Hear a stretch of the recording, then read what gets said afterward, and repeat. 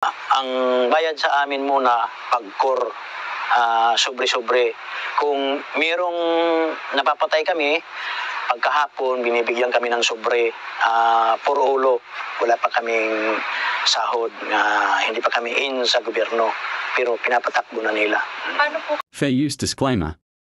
Under Section 107 of the Copyright Act of 1976, allowance is made for fair use for the purposes such as criticism, comments, news, reporting, teaching, scholarship and research. Fair use is use permitted by copyright statute that might otherwise be infringing.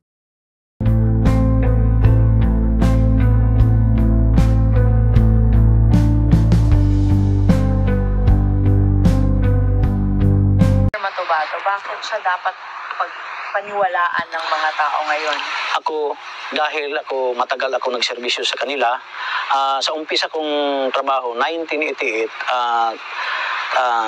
nagbuo ng grupo si Mayor Duterte na Lambada Boys kung liquidation squad. Ang trabaho namin, pumatay ng drug pusher, kidnapper, hold-upper, rapist. Yan ang trabaho ko. Sa pag-umpisa ko, maganda talaga yung kuwan ko, kaya nakakatulong kami sa tao, mga mabait. Kaya ang pinapatay namin, mga masamaman sa tao. Yan ang inuutos sa amin. Bago ka pumasok dun sa Lambada Boys, yun yung simula ng Death Squad, yung liquidation squad. Nakapatay ka na ba? Wala pa. Dati ako, nag-CHDF 1982. Nila ako sa batalyon. Pumunta si Mayor Duterte at saka si Dudong Pagidupon nga police bodyguard niya. Yan ang nagkuha sa akin doon sa Malagos, Kalinan, Davao City. Yung barangay ko sa Tamayong, barangay Tamayong. Bakit po kayo ang piniling isama nila? Dahil may nag-recommend nga ito nga bata parang kursunada at saka meron akong performance sa amin. Nag-recommend, tapos kinuha ako nila, dinala ako nila sa barangay Exodus, Bangkiruhan, Davao City. Miyembro na kayo na ng civil security unit, ano ba? Oo, hindi pa po umpisa namin, yung trabaho pa namin, hindi pa kami nakapasok ng City Hall.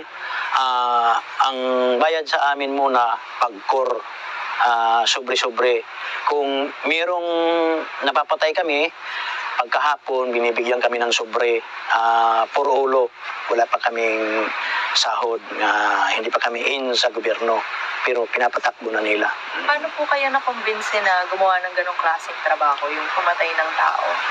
Sa pag-umpisa ko, masaya din ako kay siyempre ang amo ko, mayor, at saka mga kasamahan ko, pulis. So, masasama naman tao ang pinapatay namin. So, parang masaya ako sa pag-umpisa. Sa tingin po tama yung ginagawa? Criminal yung pinapatay sa umpisa. Paano kayo bibida? Anong sinabi sa'yo? Edgar, salig hindi. Yung pag-umpisa, pagkuha sa akin, meron ng grupo nga ibubuo ni Mayor Duterte. So, one team lang kami. Yung kasama ko, si Lodi Pagidopon, ako, si Edgar Matubato, si Jojo Bosa, si Ramil Capitania, si Tony Estaco, si Buboy Maldito, at saka si Insektan. Pito kayo? Pito kami. One team kami ang umpisa sa Lambada Boys kung liquidation squad sa Davao City sa 1988 na pag-umpisang Mayor si Duterte. Bakit Lambada Boys ang Davao? Iwan ko lang kung bakit sila man ang nagpangalan sa amin. Hindi ko man alam kung ano ang Lambada Boys. Basta ganyan lang ang pinangalan sa amin. Doon kami bininyagan sa Old Mincing Hotel. Doon kami pinakain kami. Pagkatapos, binigyan kami ng baril, 3 357 at saka 4 nga 45. Ang nabunot ko naman, 45. 45 naman nabunot ko. Magkano po ang bayad sa inyo? Minsan, meron 3,000. Kada kung makapatay ka ng umpisa ng 3 o 4, so malaki-laki din ang natatanggap mo. Sa pag-umpisa ko, parang masaya ako, pero ano po yung unan nyo kung Prinayekto. Ang pumero kong pinatay doon sa Lucky 13 Bilyaran, nakaupo, parang asset ng intelligence, parang hold-upper na tao. Yung pinatay ko sa Bilyaran, si Lim, nakaupo sa Bilyaran, San Pedro Street, binaril ko. Hold-upper siya. Suspect na hold-upper. Oh. Pero sabi niyo po asset din siya. No? Asset. Asset. Bakit daw po siya pinapatay? Kasi yung masasama ang ginagawa nila. Paano mo ginawa yan? Meron sa amin, pumapatay kami. Hindi, yung kay Lim, yung unang-una. Oo, Kang Lim, meron sa amin. Hindi man kami nagmamanman, meron muna nagmamanman. Katapos sumisinyas, lalapitan na kaagad. Kayo Barilin mo. mismo ang Oo, ako mismo ang bumaril. May kasama po ba kayong ibang miyembro nun? Oo, may kasama ako. May kasama pero ako lang ang lumapit. Binaril mo siya sa likod. Sa ulo. Sa ulo talaga. Nakaupo man sa bilyaran. Close range po. Oo, harapan Sa talaga. niya? Oo, harapan. Paano po yan? May mga nakakitang iba? Walang nakaimik. Nagtakbuhan ang mga tao. Nagtakbuhan ang Hindi mga ka tao. nagtago, wala kang... Wala. Hindi ako nagkalo, hindi ako nagsombrero, wala. Kasi sa amin, sa Davao City, parang kumpiyansa ka kayo mga kasama mo, mga pulis talaga. Mga pulis. Pero yung una mong pinatay, hindi yan ang unang pinatay ng Lambada Boys. Yan ang una Sa sige. lahat? Sa lahat? O yan ang una Yan ang namin. pinakauna? Oo, yan ang pinakauna namin, pag-umpisa namin. Pagkatapos, pagbinyag sa amin, naglakad kami, mayroon na kaming project agad. Tapos pagkain, pumatay na din. So, Gaano kadami yung pinapatay nyo kada linggo? siguro, mayroon sigurong 10, ganyan. Sa isang Oo. linggo? Tigpan Sa isang linggo. Kayo, Hindi, hati-hati. kasama na lang hati-hati namin. So kung ikaw ang nabubunutan nga, paraging ikaw ang titira, so minsan, 3 tao ang napapatay mo sa isang araw. Paano Oo. po pinipili kung sino yung gagawa ng trabaho? Depende sa, para hindi magdiskumpiyado yung subject, ako, maliit man ako, parang butik mo lang na tao, yan talaga ang lumalapit. O kaya hindi ka nakakilatis nga, parang hindi ilag sa'yo ang target. O, So, yun po ang parang ganun kayo kilala kasi Oo, kayo yung pinakamaliit sa grupo, Oo, kayo yung nakakalapit. nagsusurpan lang, tapos nagsisinilas, tapos loose ang t-shirt. Oo, yan. Parang hindi halata yung baril mo. Marunong ka nang gumamit ng baril bago ka pumasok sa Lambada Boys. Marunong na ako gumamit. Paano Wala kayong special training? Paano? Wala. Ang training sa amin, actual talaga yung pagbuo ng Lambada Boys. So, Paano po kayo natuto bumaril bago Sa bumaril? CHD? dahil sa CHDF, pag-umpisa ko.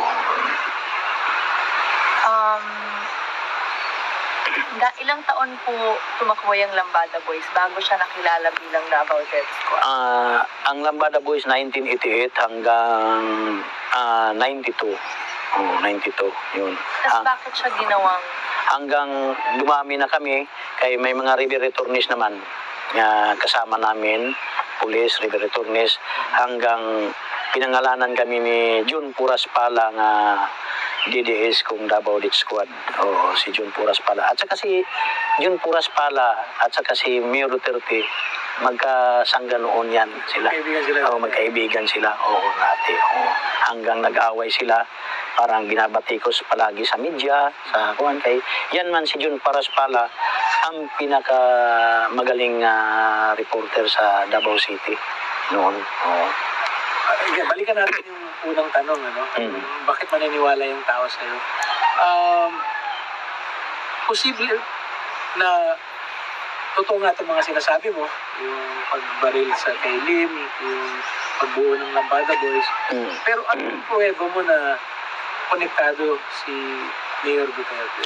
Kasi si Mayor Duterte talaga ang nagbuo niya ng Lambada Boys hanggang sa DDS. Siya talaga, hindi ka basta-basta pumapatay sa Davao kung walang basbas, walang clearance galing kang Mayor Duterte. Paano dumadating yung basbas? Yung basbas, yung nagdadala sa amin, yung si Arthur Las Cañas. Oo. So simula pa, nandun na si Arthur. Oo, nandun na. Siya ang nagbuo ng Hindi na. Si Mayor Duterte ang nagbuo talaga ng kuan. Siya ang nagbuo ng Lambada Boys. So yung, sabi mo, yung unang meeting ninyo dun sa lumang Mensing Hotel, Oo. ba si Mayor? Oo, siya. Siya nagpakain sa amin. Siya nagpakain. So narinig niyo siyang nagsalita na ito yung gagawin niyo, ito yung gusto kong... Oo, doon nagsalita. Oo, yan lang nagsalita sa amin nga. Ang trabaho niyo, yung mga masasamang tao, yung mga hold-upper. Oo. Yun Siyempre, talaga ang oo. object. Diretso-diretso man yung nagsasalita. Diretso-diretso yan nagsasalita. Yan lang ang nagkuhan sa amin. Tapos, binigay na kami sa mga pulis. Oo. Meron na kaming handler. Sabi ni Presidente, hindi ka raw niya kilala eh. Oo. Bakit hindi kilala nga siya man ang nagbuo sa amin. Oo, noon nga mayor pa siya. Oo. Nakakapunta ba kayo nun sa opisina niya, sa bahay? Pumupunta siya. Minsan, noon, sinasama ako ni Dudong Pagidupon sa bahay niya sa Bangkal. Pumupunta, doon lang ako sa labas. Yan. Yung sa... Sino sa City Hall ang may alam dun sa Lambada Boys? Lahat ng mga Hindi lang yung pulis. Oo. Sino mga... alam na nila sa City Hall yan. Nakikilala man kami. Siyempre, pagka 1990, nain na kami sa City Hall. Kung CSU, kung Civil Security Unit. Pero, hindi kami mga CSU, parang linagay lang kami sa CSU, parang ghost employee kami, para may sahod na kami. Magkano na? Ang sahod namin is 5,000. Kung walang holiday, aabot ng 6,000. Alala ko dun sa testimonya mo sa Senado, binanggit mo na may planong barilin si De Lima noong 2009. Oo. Tapos na udlot lang dahil hindi siya pumasok. Oo. Nalaman namin nga nandoon na sila. Ito si Arthur Las Cañas nag-utos nga punta kayo doon para ambusin sila. Pero may nakauna na daan, may nakauna ng tao doon sa bundok-bundok mataas kay siyempre malawak mo yung lupa ni Binbinido Laod, SPO4 Bin Laod. Suminyas ng kuan. So punta na kami parang ambusin sila. Mabuti na lang kay doon lang sila sa entrance. Doon lang sila sa entrance. So meron siguro nagbulong kung meron nahiringan sila nga bumalik sila, matras sila. Oo. Hindi ba mas So tataas? nakuan lang kami na-delayed lang ng mga 10 minutes siguro bago sila nakaalis. Kaya kung naabutan namin, ubos sila lahat. Sino may alam sa plano? Si, Tatanungin tayo ngayon, totoo ba yung sinasabi ni Edgar Matubang? ito si Arthur Las Cañas at saka sila si Bin Laod. Basta pumasok ka sa area yan, hindi ka na makakalabas dyan. Hindi ka nakakalabas. Kami, wala kaming dinalang tao dyan nga nakalabas nga buhay. Talagang patay ka talaga dyan.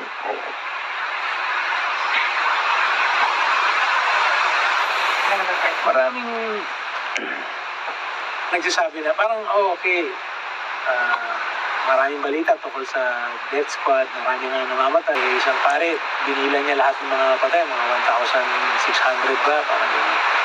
Pero marami pa rin mga tao sa Davao, parang ayaw nilang maniwala.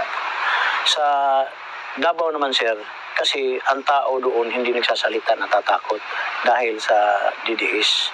Natatakot. So, kung pumunta ka ng pulis, walang mangyayari sa'yo.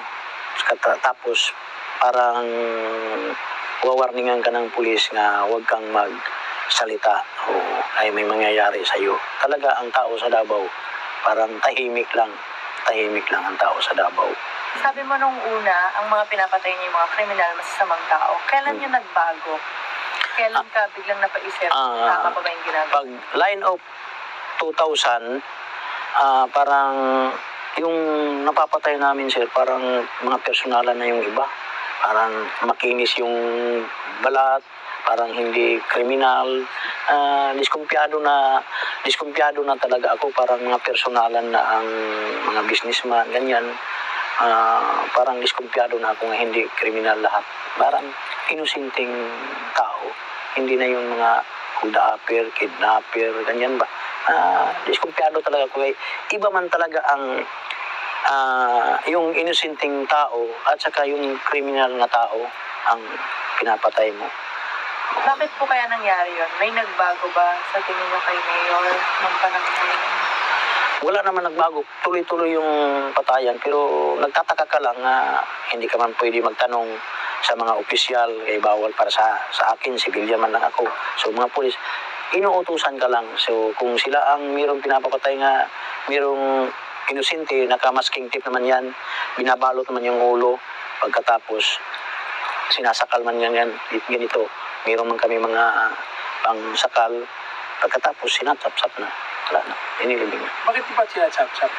Yan man ang parang kung membro ka ganyan sa DDS, para ang loob mo, parang buo, hindi ka natatakot. Oo. Hindi ka natatakot kung hindi ka maggawa ng ganyan, alis ka na. Alis ka na. Parang tinitesting ka palagi para kung magbago yung isip mo, ganyan, natatakot ka. Meron ka bang tinuruan? Oo, yung membro? Yung umpisa, yung mga pulis nga kuha namin, yung nagsumampi sa amin, yung kami muna nag-train. Yeah. Hindi training nga kuan aktual nga turo pagdukot, ito ang gagawin mo. Pinapasampul muna sa akin, yan ang gagawin mo. Ang pagpatay hindi naman gagamitan ng aral. Hindi naman yung magdadala ka ng bulpin, paano ang pagpatay, ganyan.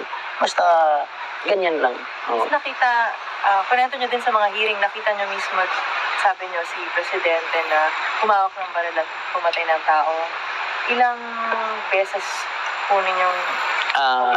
yung pumiro kong kita sa kanya, yung NBI agent, yung si Amisula, yung meron kaming kidnapping na rinirescue, inooperitan. So nag-shortcut kami dito sa Tulip Drive, Matina. Pagkatapos, mayroong nakabalagbang pick-up doon sa daanan, maliit man lang ang karsada. Pagkatapos bumaba si Pabo, nagmotor, pinagalitan niya yung tao na yan. Tapos parang nagka-struggle sila. Pagtingin ni Pabo nga may baril, nakasibilyan, bumunot ng baril si Pabo. Pagkatapos, mabilis man yung NBI agent kay shooter, hindi man shooter yung official namin, tinamaan sa kamay dalawa at saka pa, hindi siya pinatay. Ang paa lang at saka ang tama niya. Dalawang kamay, dalawang paa. Gumano na si Pabo sa karsada. So nagsusunod yung mga kasamahan ko mga pulis, rinatrat pero hindi natatamaan. Parang daplis-daplis lang kay magaling man umikot doon sa ilalim ng pick-up. So hindi na lalapitan kay mabilis man bumaril yung shooter. Doon na sa naubusan ng bala ang kuwan. Nakalapit na kami. Nakalapit na. Tapos tumawag yung opisyal nga tinamaan, pumunta na si Mayor, buhay pa si Amisula, siya ang nagtapos. 2 magasin sa usi ang gina niya.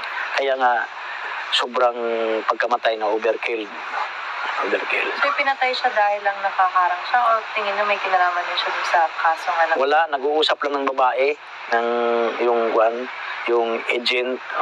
Kasi naharangan niya ang sasakyan na may operation kami, naharangan niya ang daan, yung pick-up, hindi niya pinarking, hindi niya pinark ng maayos yung sasakyan niya. Yan, hindi naman, siyempre, nagsusunod kami mga service na naging motor. Ang motor, okay lang. Yung nagsusunod ng mga sasakyan, hindi makakadaan. Anong ginawa dun sa katawan? Basta, yan lang, ang pagkatapos binaril, doon lang. Yun lang po ba yung insidente na nakita niyo si Mayor Duterte noon?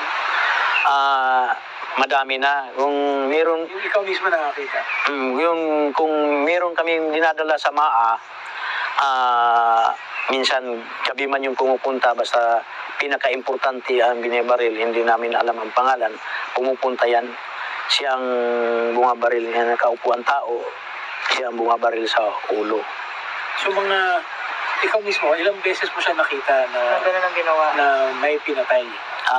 Sa akin siguro, sa MAA, para siguro mga 7 bisis. 7 bisis siguro. Tapos meron pang isa yung kay Amisola. Oo, yun. Oo. Anong taon to? Mga line na of 98 hanggang 2000. Teka, 98 to 2001, Oo. congressman siya nun eh. Oo. Hindi siya mayor. Pumupunta man siya sa Davao.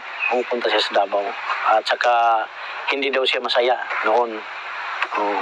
Hindi siya. Sinabi mo nga, hindi na siya masaya sa Kongreso. Hindi siya masaya. Doon siya sa Davao masaya. Oo. So, kahit na hindi siya ang mayor, tuloy ang... Sinusunod pa rin. Oo. Sinusunod pa rin. Pero ang mayor at the time, si... Di Guzman. Yung dati niya vice mayor. Oo. Hanggang nagkagalit sila. So, nagkalaban ano sila. alam ni Di Guzman? So, alam si Di Guzman na si Mayor ang pinaka-killer sa Davao. Kay minsan, yung Vice Mayor pa si Di Guzman, yung sasakyan ni Di Guzman, yung pick-up, yan ang ginagamit namin minsan. Tapos, hindi namin pinupunasan may dugo yung pick-up.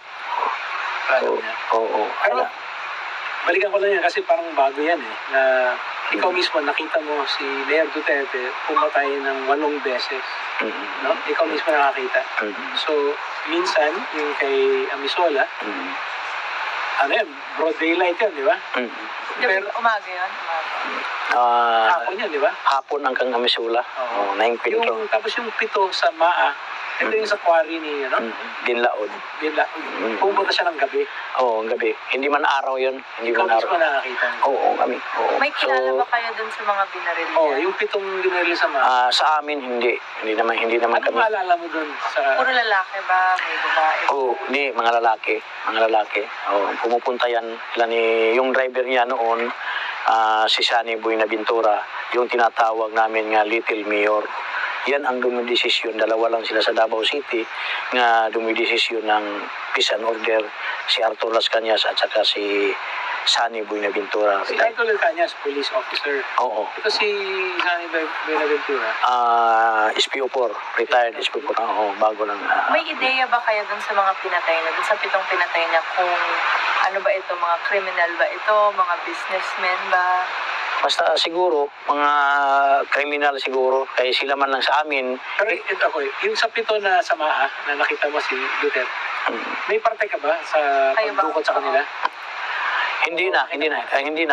Dinadala lang doon. Nandoon na kami. Oo, Pero nandun. mga kagrupo nyo din yung... Mga pulis din, nasama na din kami. Kaya kami man siyempre kami ang inutusan pag chap-chap, ganyan, siya muna ang tumitira. Anong baril ginagamit niya? 45 yung maril niya, nagamit niya. Sarili niyang baril o... Ewan ko lang Yun kung, lang, di meron siguro siyang sarili na sir, kung sa bodyguard, hindi. Kaya hindi man yung nagtatakin ng baril, yung tatakin ng baril sir. Yung mga nabanggit niyo pong tao sa mga testimonya niyo sa Senado, may mga tao doon na nagde-deny na hindi daw totoo ang nangyari. Ito, isa dito si Jocelyn Duterte. Sabi niya wala daw siyang naging boyfriend na dancing instructor. Taliwas dun sa sinabi niyo na isa yun sa mga pinatay ng grupo niyo. Ano pong sagot niyo doon? Ito naman, utos ni Mayor Duterte nga patayin yung DI. Dinukot namin sa Jacinto Street, 2013. Dinukot namin mga bandang alas 12 sa gabi. Hindi ko alam nga DI yan. Doon na ko nalaman sa yung band namin high ace nga DI pala. At saka yung sabi ng pulis, yan ang kasintahan ni Jocelyn nga ipapatay ni Mayor Duterte. So ako ang kumuha ng baril, tumutok nga huwag kang kikilos, pulis ito, sama ka lang. Sinama. Kaya dininay ni Jocelyn, hindi daw totoo yun. Siguro baka nahihiya kung naano. Basta yan lang ang kuwan ko, tapos dinala namin sa pinatay namin. Magkagalit ba sila noon? Noon, O bakit pinapatay? noon yun sila si Duterte at saka yung mga kapatid niya si Jocelyn, parang hindi yan nagkakasundo noon. Pero siguro baka si Mayor Duterte ang isip niya parang pinipirahan yung kapatid niya kay matanda naman. So batang-bata yung DI, Matso, parang 24, matangkad na tao. Oo. Basta ang batang-bata yung dancing instructor talaga. Yung mga Nograles din, sabi nila hindi daw totoo na may pinatay sa mga supporter nila o sa mga bodyguard nila. Hindi man yun yung bodyguard, parang support man yun ni Palparan at saka ni General Matiliano. Parang support yan ng mga tao. Yan ang parang tulong sa kanila. Kaya kung nandoon pa sila si Parparan at saka si Matiliano, kasama yung pagpatay namin, uubusin yan sila. Oo. Nakasabay niyo naman si Palparan dati? Wala sir, wala. Doon lang kay kung ang naabutan lang yung mga tao lang doon, wala na sila. Pero ito yung sinasabi mo na talaga may ebidensya kasi utang yung... Oo, may ebidensya talaga sir. Oo. Yung meron pa, yung 2002, kinidnap namin si Sally Macdom sa Island Garden City, Samal, sa Piña Plata. Kami ni Capote, Kernel Capote, Arthur Las Cañas, Jim Tan, Binbinido Porog, Aquino Gaston, Junito Ubales, ako. Basta 7 kami nga dumukot sa kang Sally Macdom, yung Pakistani. Ito naman si Sally Macdom, yung live-in partner ko noon, parang magpinsan buo yung live-in partner ko at saka asawa ni Sally Macdom. Ito naman si Sally Macdom, lumapit yung asawa niya sa akin nga, badihan mo yung asawa ko, pariner. Basta ito si Sally Macdom, ang sabi ni Arthur Las Cañas, terrorist. Sa akin naman, nagpapabili siya ng lupa na gagawin nga training center.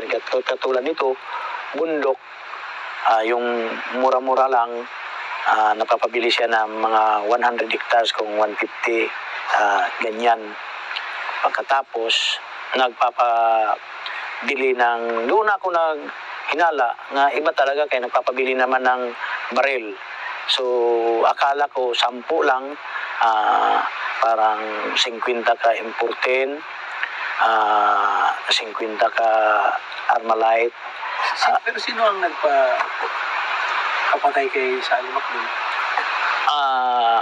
Utos naman ni Mayor Duterte, kay siyempre terroristman ang suspect doon. So, ang nagdukot, kami talaga. Tapos, po ba siya? Kasi kayo din yung nakakaalam. Oo, Isinumbong. hindi. Yung pinatawag ako ni Arthur Las Cañas kay magsasama ng operation. So, meron daw ang terrorist nakapasok sa Davao City. Pagkatapos, pinus ang picture doon sa blackboard. Nagmi-meeting kami, ginanyan. Sabi ko, ito naman ang kasama ko. Ako ang nagbabadi. Kung sabi niya, nagbibiro ka lang siguro. Sabi ko kang Arthur Las Cañas, yung amo ko, 20 years tayo nagsama, sir. Hindi ako nagbibiro. Kung gusto niyo, sundan ninyo ako bukas kay magkikita kami dahil sa bayad ng baril. Bayad ng baril. Magkikita kami sa Island Garden City, Samal. So, gabi pa, nandoon na sila. Ako, umuwi naman ako sa bahay. Nagtagpo naman kami sa alas 6 ng umaga. Nag-order ako ng kape. Inorderan ko, dumating siya. Tapos hindi siya nakainom ng kape na ganyan lang. Lumapit na sila Arto. Pero kilala ka ni Kulong? Oo, kakilala. Oo. Nung nga ang tawag sa akin, yung pinapatay niya last, yung kagalit niya sa Ikulan Gasoline Station, tumawag siya sa amin nga meron akong tao na galit patayin niyo. Dinukot namin. Dinala muna namin sa budiga ng Gaisano sa may Marpore. Tapos dumating siya. Kayo na ang bahala nung.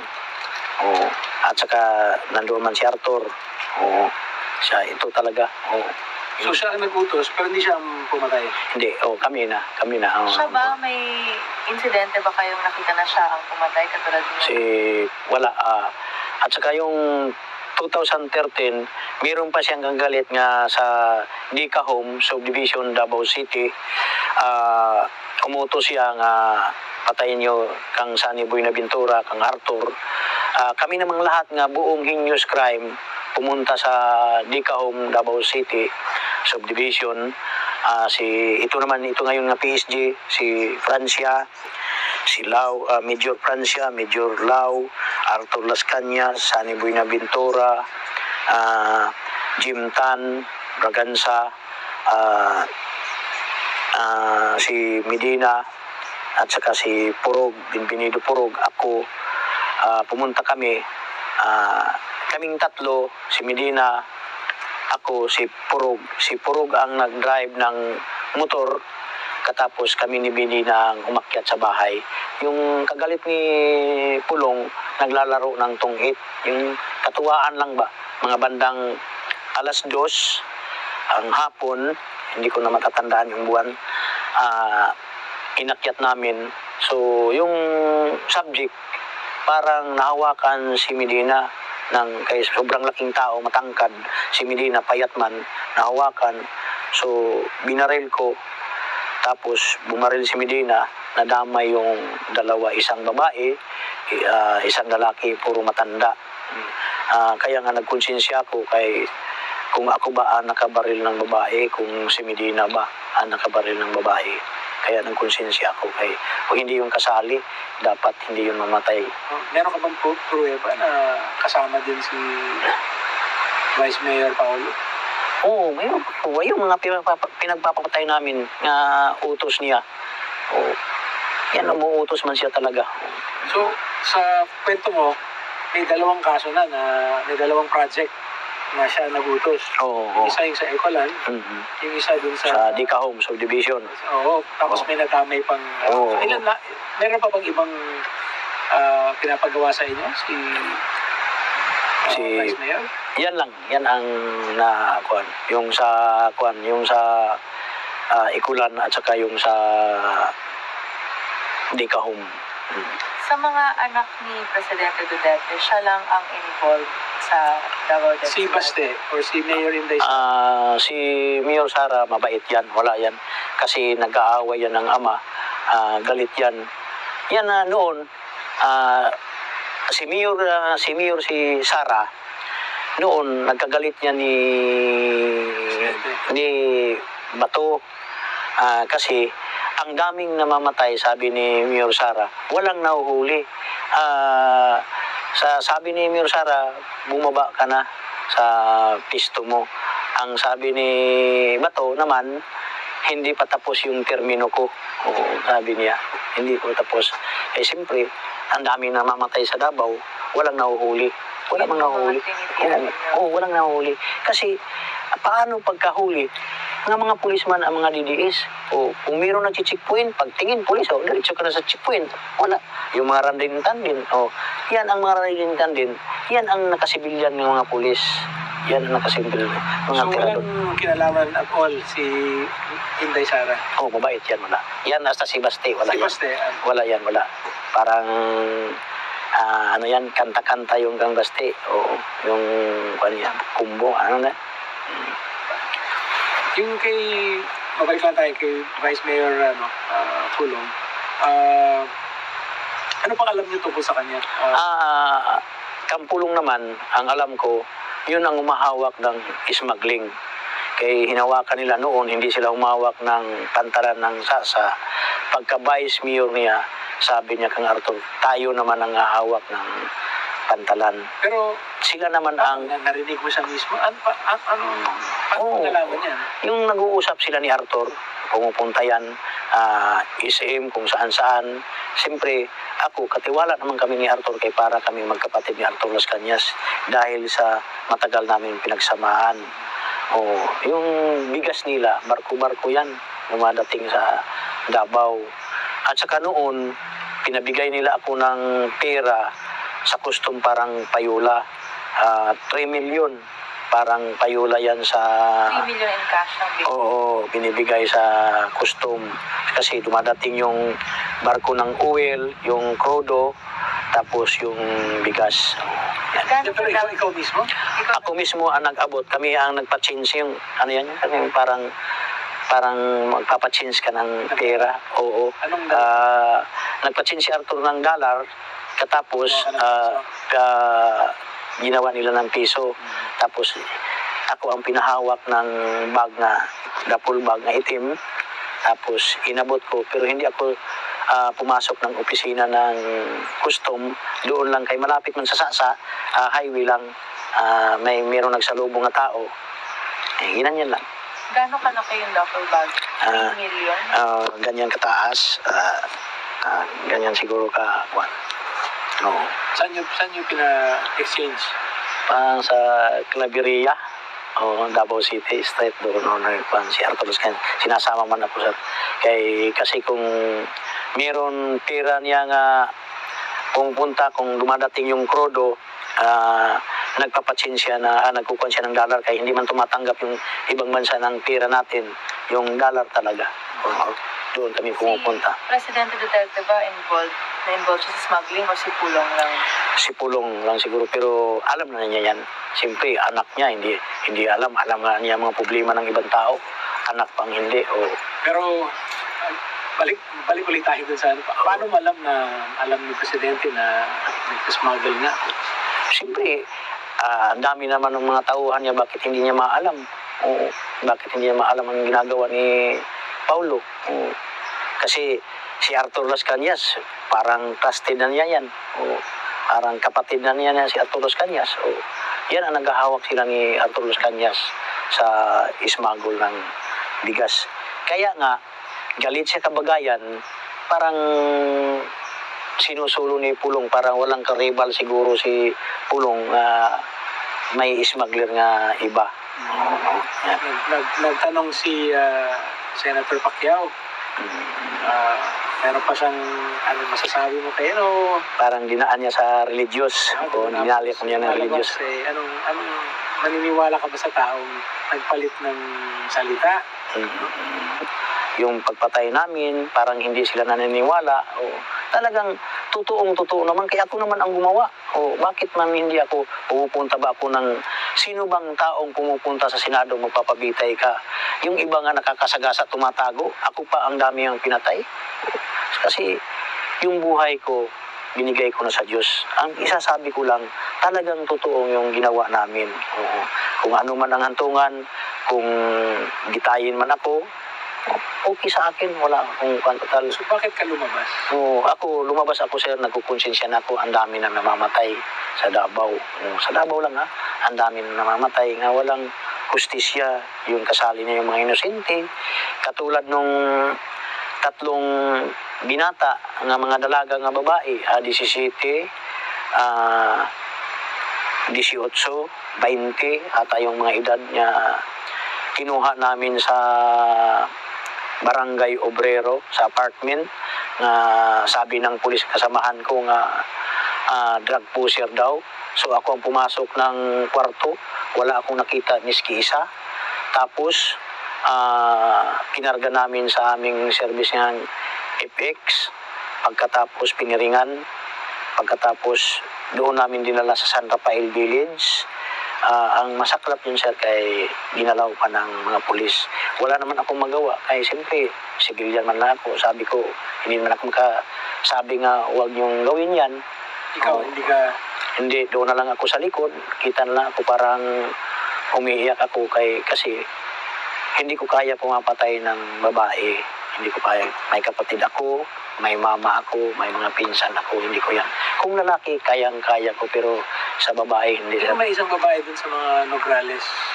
Oo, pero hindi man ako pumatay, sir. Si Medina man. Si Medina. Kaya dalawa man kami sa bangka. Ako ang nagbubugsay, siya ang taga-saksak. Tapos linagyan na namin sa nila Arthur ng mga hollow block. So kakarga namin sa laon, tapos itatapon na.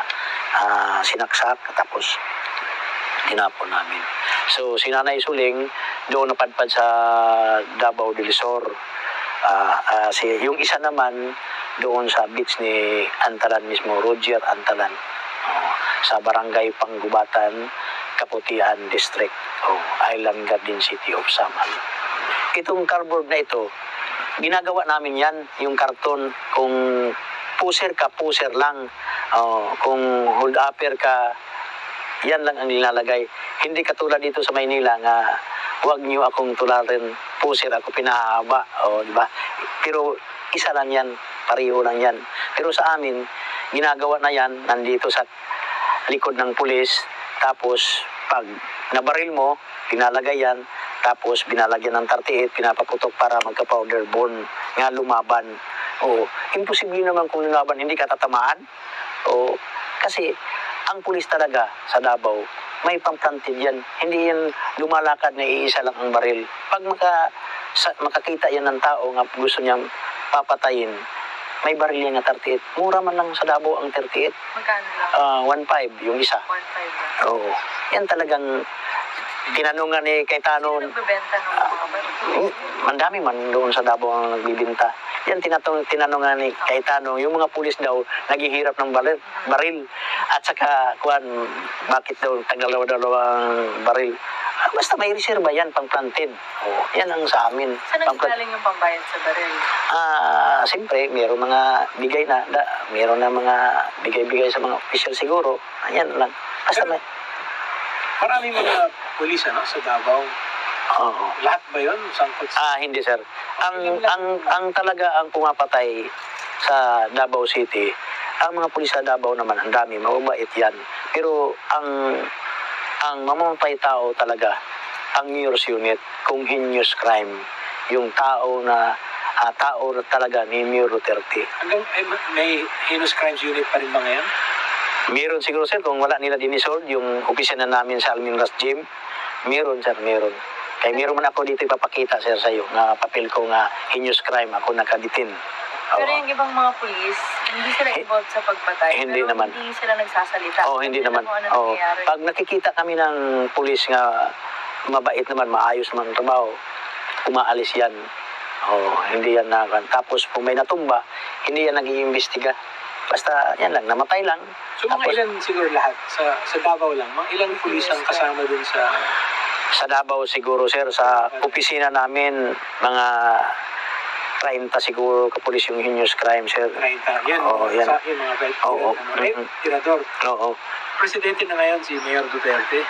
Meron siyang immunity. Tapos ngayon pa, talagang ngayon nakikita ng tao, narinig ng tao yung mga sinasabi mo. Bakit ka lumabas ngayon?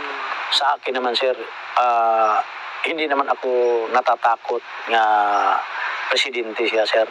Basta nga sa akin lang, malaman lang nga ang mali niyang ginawa ang pagpatay ng tao. Hanggang ngayon, ang dami nang namamatay sir. Ako, nagkukonsensya na ako na sobra na ang ginagawa niya sir. Pumapatay ng mga tao, umuutos siya. Umuutos man lang yun sir. Anong gagawin mo ngayon? Papasalamat ka na yung kinausap mo kami, gano'n. Nakikipagpanayang ka sa mga media, gano'n. Meron kang may final na kaso sa ombudsman. So ano ba mga balak mo? Basta ako, itutuloy ko rin yung pag-file ko ng kaso sa mga kasamahan ko, mga pulis ko, para makita nga totoong-totoo talaga sir, yung sinasabi. Oo, yung mga kasama ko sir, mga kasamahan ko talaga. Hanggang yung mga retired nga, mga kernel kay dati yun, yan ang kasamahan ko hanggang nag-retire sila. Kasi yun, ngayon, miski retired sila sir sa Davao City, mga konsultan pa yan ni Digong. Mga konsultan pa yan yung mga kasamahan ko, mga opisyal. Sinasabi niyo po hindi kayo natatakot kay Presidente, pero may time na nagtago din kayo, di ba? Ako, dapat lang ako tumago muna para matapos lang itong problema ko. Para muna, bago naman ako mamatay, matapos muna yung masintensyahan muna. Lahat ng alam mo, nasulat mo na? O nakwento mo na? Nakwento ko na sir, nakwento ko na. Kahit ano man mangyari sa'yo, may documentation pa rin, nandun pa rin sa... Oo sir, lahat-lahat sinabi ko naman. Basta yung totoong-totoo lang ang sinasabi ko, hindi yung magsisinungaling ako. Paano magsisinungaling ako nga ako man mismo ang gumawa sir, ako man ang inutusan. Siguro, sa personal ko lang, mga mahigit siguro mga 50 katao yung napatay ko, pero nagsisisi naman ako. Miski hindi ko yun mga personal, inutusan lang ako, pero tao pa rin sir, hindi yan hayop, hindi yan manok ko. Kasi kung papagbayarin din ako, pilit kong tatanggapin sir. Simple naman kung ano ba ang isintensya sa akin sa gobyerno, tatanggapin ko lang sir.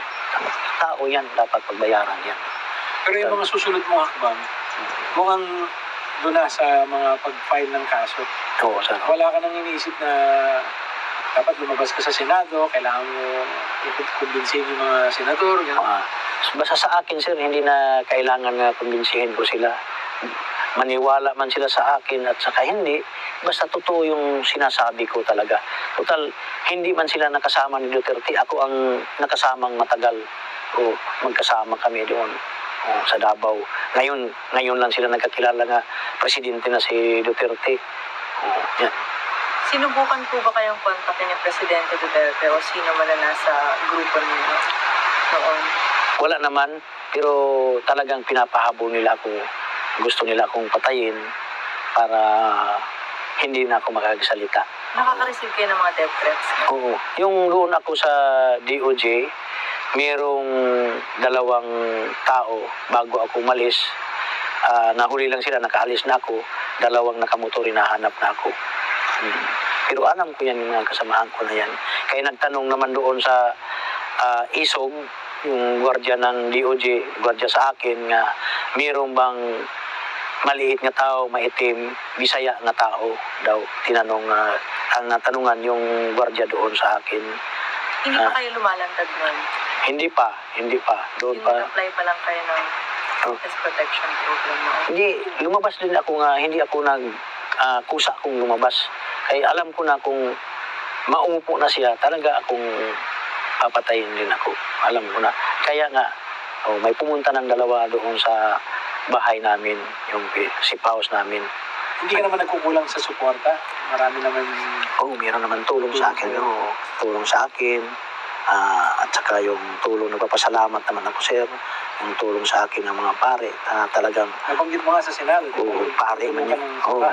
Simbahan naman ang tumulong sa akin. Mga pare naman. Talagang... Nahirapan ka bang kumbinsin yung mga pare? Hindi naman. Hindi naman basta ako, nagsasabi lang ako ng totoo, sir. Totoo. Nagpasalamat din ako sa mga pare nga tinulungan din ako nila sa akin. Para makuha yung problema ko. Hindi ako nag-iisip nga makapira. Ang sabi nila nga binayaran ako ni Ma'am Dilima.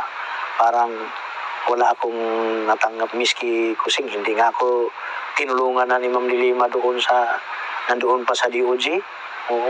Bakit ako babayaran niya? Kasi yung nangyari sa akin, sir, 2014, pinatay si Richard King. Pinatay si Richard King, yung businessman.